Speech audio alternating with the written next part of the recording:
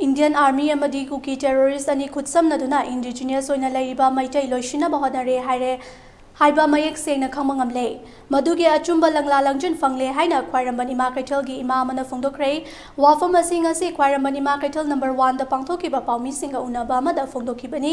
ima aduna makhata na phongdokibada hojik oriba lamdam asige irang asida mi chamiyang ngak sengani haina lakliba army singa Kuki militant singa leiminaba amadi makhoi masel paw phawdo phawsin tawbage chap chaba kudam changdam fangle army amadi Kuki militant singna tawrakliba thawong asida lamdam asida indigenous oina leijari ba furup singi marakta nungaina daba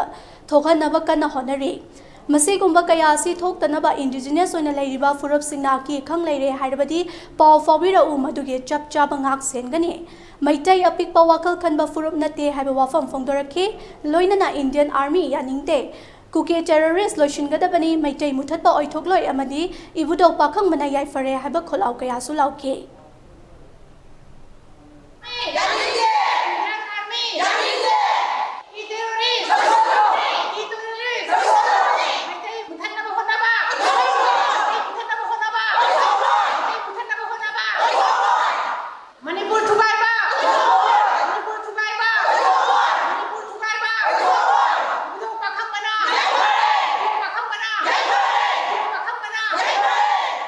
Asigi akoina thamjagadoriba wafam ase khairamban ima kaithel singi ima singi pendaba kholau haiba tare akoina pendaba haibase kainoda akoi chap chana khange nahangoi chingnare hariba wafam se Indian Army ga Kuki militant singa samnaraga maru oina akoi indigenous maitai ase refugee Kuki militant singi namakta makoina support tawraga akoi bulo shanana ba tawre haiba sidi mayek single kainoda chekonda RF kangbu da mai thabada yaurammiba madu boy suspend tawgera tawroira akoi khangde nahangoi tharami bachar sisu akoi di makhoi ne aina lawdoreba maramdi akoi da sinchep thadoriba aduga Kuki militant singi kemda amu Assam Rifles ki mi leiramba masi mayek sengabani aduga high river central force ki mi singsiga Kuki militant singa pau phauna bagi akoi da chap chaba loina ba proof phange akoi puthu oizo koi ngamaneba aduna akoi India government da su thajadre aduga akoi gi lengak si chu lei haibase akoi haiba ngamaroeba aduna hojik Indian Army gi strength akoi loina ba khangba wafam ni India Army gi strength na kari gi no moi mapan da gi Burma gi kangbu du na takselakba PDF ngoi kari gi taksan mangamde kayam lu ba thabak no masi Indian Army da makoi na pairi ba apaba kulai snipers mayam kadai da gi no Burma da gi moi puraga lakpro Burma da gi supply tawrok pro kadai da gi no sigi pot mayam se aduna akoi sung thajadre aduga hojik ma makoi na 1809 da changa kiba Kuki do naturally moi akoi gi citizen on gre bodo akoi accept tawraga matam khara gi akoi leiminagre bada akoi karimta manung da akoi ningai sangdana ba su leihide karimta leite mase well plan tawraga makoi na mabuk phatta badigi thoglak pangata ne haba adubu hojik makoi na thogla iba lan si da kari emuk sagale akoi ga hana karimta su haidi nungsinada ba su leinada ba muslim akoi gi ichil inaw sing kabui ichil inaw sing marakta su moi singchep thariba kari gi moina chekonda adugu mathabak tawramli si kabui ichil inaw gi marakta akoi singchep tharak panatra Muslim na famja batu kana mukoi kadi ki petrol lupaga kadi ki langjaluri aduna akoi na hojik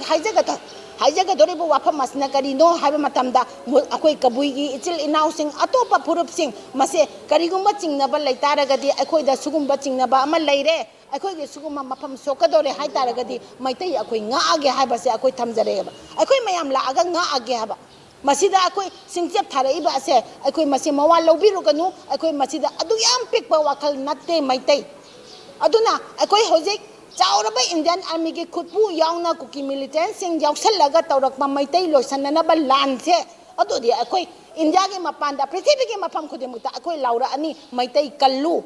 indigenous oijaba akoi maitai se refugee oina lakjaba Kuki militant sing da Indian Army na support tawraga akoi loisan gadore akoi help akoi mateng pangbiyo akoi leiba ngamoidore isagi iramdam da akoi leiba ngamdre refugee kangbu da Indian Army na mateng pangaga akoi bulosanana ba tawre haibase akoi masigi wafam je thangjaningi aduna hojik lan tawre hai taraga su akoi maitai oina pokhibani akoi bu hatke so hat karka sanu akoi ge thaunadi halloi aduna hojik su akoi stand tawri akoi ge lengak na ngalang thoglai ba order khitang thengmangre ꯂꯩꯉꯥꯛꯀꯤ ꯑꯣꯔꯗꯔꯁꯦ ꯈꯤꯇꯪ ꯆꯈꯠꯅ ꯊꯣꯛꯄꯤꯔꯝꯃꯒꯗꯤ ꯑꯩꯈꯣꯏꯗꯁꯨ ꯈꯤꯇꯪ ꯊꯧꯅꯥꯗꯨ ꯂꯩꯔꯝꯒꯗꯕꯅꯤ ꯂꯨꯝ ꯀꯩ ꯂꯣꯏꯅꯃꯛ ꯇꯨꯝꯃꯦ ꯃꯤ ꯃꯌꯥꯝ ꯂꯣꯏꯅꯃꯛ ꯁꯤꯔꯦ ꯁꯤ ꯀꯥꯟꯗ ꯂꯩꯉꯥꯛꯅ ꯊꯣꯛꯄꯤꯔꯛꯏꯕ ꯑꯣꯔꯗꯔꯁꯦ ꯊꯣꯛꯄꯤꯈ꯭ꯔꯦ ꯑꯩꯈꯣꯏꯗꯤ ꯄꯦꯟꯗ꯭ꯔꯦ ꯑꯗꯨꯅ ꯃꯁꯤ ꯑꯩꯈꯣꯏꯗꯤ ꯂꯩꯉꯥꯛꯁꯦ ꯂꯩ ꯍꯥꯏꯅ ꯂꯧꯗꯣꯏꯔꯥ ꯂꯩꯇꯦ ꯍꯥꯏꯅ ꯂꯧꯗꯣꯏꯔꯥ ꯃꯁꯤꯃꯗꯤ ꯂꯩꯉꯥꯛꯅ ꯑꯗꯨꯝ ꯈꯟꯕꯤꯔꯣ ꯑꯩꯈꯣꯏꯒꯤ ꯀꯔꯤ ꯋꯥꯈꯜꯗ ꯐꯥꯎꯖꯔꯤꯒꯦ ꯍꯥꯏꯕꯁꯦ ꯑꯗꯨꯅ ꯂꯥꯟꯁꯦ ꯍꯧꯖꯤꯛ ꯃꯤꯌꯥꯝꯗ ꯁꯤꯟꯅꯕꯤꯔꯣ ꯂꯥꯟꯁꯦ ꯍꯧꯖꯤꯛ ꯃꯤꯌꯥꯝꯒ ꯊꯦꯡꯅꯖꯔꯒꯦ ꯃꯗꯨꯗ ꯉꯝꯕ ꯉꯝꯗꯕ ꯑꯩꯈꯣꯏꯒꯤ ꯏꯔꯝꯗꯝ ꯑꯩꯈꯣꯏꯅ ꯀꯟꯕ ꯍꯥꯏꯕꯁꯦ ꯃꯗꯨ ꯑꯩꯈꯣꯏꯒꯤ ꯏꯔꯥꯏꯕꯛ ꯑꯣꯏꯖꯔꯒꯦ ꯃꯁꯤꯃ ꯑꯗꯨꯅ ꯅꯨꯄꯤꯁꯤꯡꯁꯨ ꯍꯧꯖꯤꯛ ꯂꯣꯏꯅꯃꯛ ꯌꯨꯝꯗꯒꯤ ꯊꯣꯛꯄꯤꯔꯣ ꯅꯍꯥꯟ ꯃꯈꯩ ꯀꯗꯣꯝꯗ ꯍꯥꯏꯅ ꯂꯥꯎꯅꯔꯝꯕ ꯃꯌꯥꯝꯗꯣ ꯉꯁꯤꯗꯤ ꯑꯩꯈꯣꯏ ꯅꯨꯄꯤ ꯂꯥꯟꯒꯤꯗꯃꯛꯇ ꯇꯁꯦꯡꯅꯃꯛ ꯁꯦꯝ ꯁꯥꯔꯒ ꯑꯩꯈꯣꯏ ꯍꯧꯒꯠꯅꯔꯁꯤ ꯑꯁꯦꯡꯕ ꯑꯍꯨꯝꯁꯨꯕ ꯅꯨꯄꯤ ꯂꯥꯟꯗꯣ ꯍꯧꯅꯅꯕ ꯑꯩꯈꯣꯏ ꯁꯦꯝ ꯁꯥꯔꯁꯤ